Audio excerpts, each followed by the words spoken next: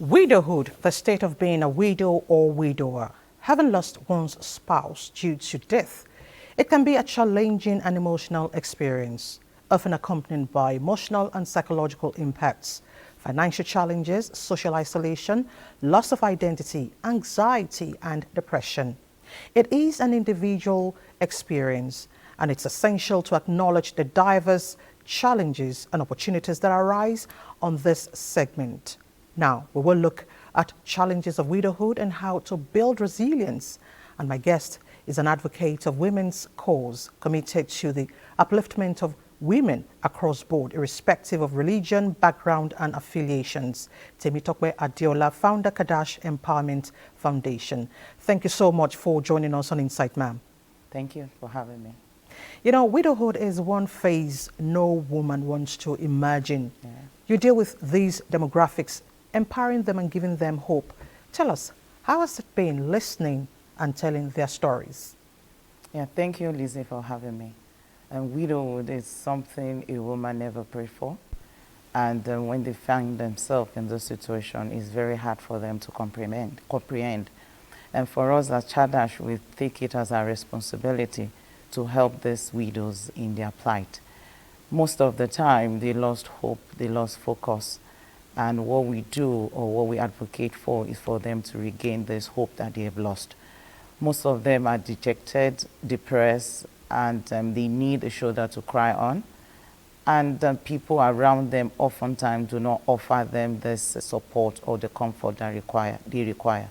So us at Chadash Empowerment, we decide to be the shoulder that they can cry on foundation. Okay, so for many women out there who go through a lot with their in-laws, families, many are abandoned, stripped of all rights, and this used to be the woman they claimed to love before the death of their brother.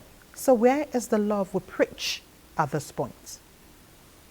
Yes, most of the time is the cultural practice that lead to all this. They do love them according to what they normally say, but when things happen, that is when you know people who genuinely love you. And most of the time is always the eldest and the family that want to keep the practice going. That's why they inflict this injury, I'll call it injury, because most of the time the scar never goes away.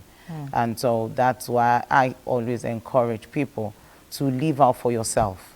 Once you have your husband, you have your family intact, please live out for yourself. Extended family do not provide the support that you expect that they will provide when you are in dire need of support.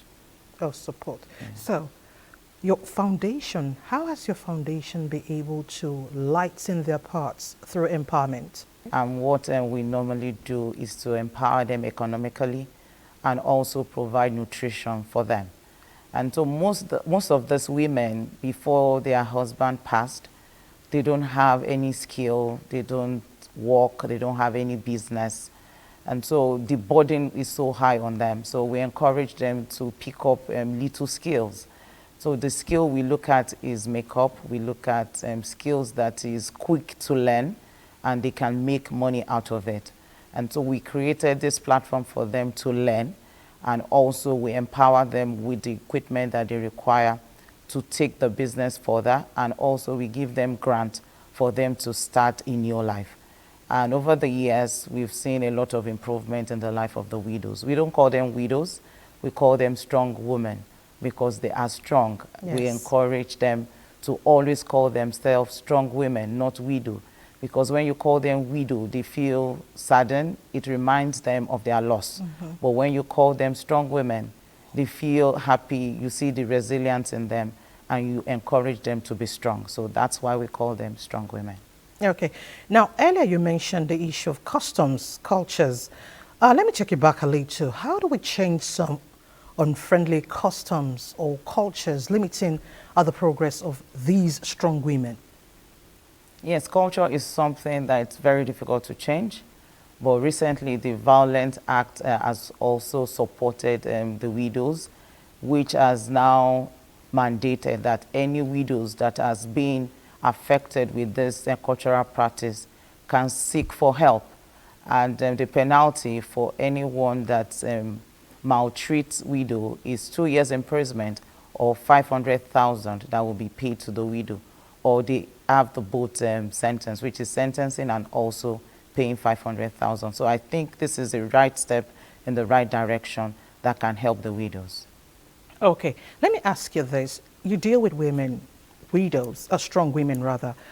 Share with us, are there pathetic cases you would like to share with us on what they feel, how they feel, what they go through, and how are you able to resolve or solve the issue?